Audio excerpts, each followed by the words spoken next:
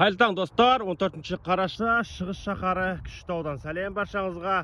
Достар, бүгінгі маған мотивация және де нейрогимнастика Қадыр Мырзалиннің асау деген өлеңін айтып берейін. Қабыл алыңыздар.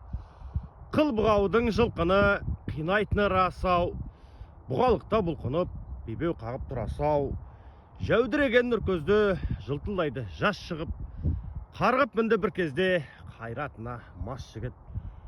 Шапқа қамшы басқанда шыр айналды ат тұрып, артқа аяғын аспанға алма кезек лақтырып, қарығаны қамшының қоймас қанды тасытпай, қалды бір сәт жаншылып омпы тұрған асықтай.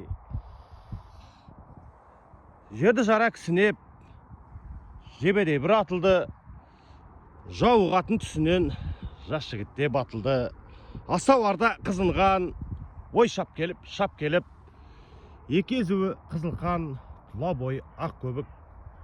Келді басып ақырын, шықпаған тек жаны бар. Еркіндіктің қадірін ұққан шығар жануар дейді. Қалай?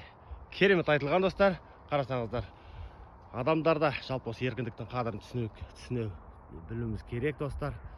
Сондықтан баршаңызға сәттілік. Біздің Күштау деген жер осы тамаша табиғат, ата бабамыздан қалған жер. Сәттілік, аман болыңыздар.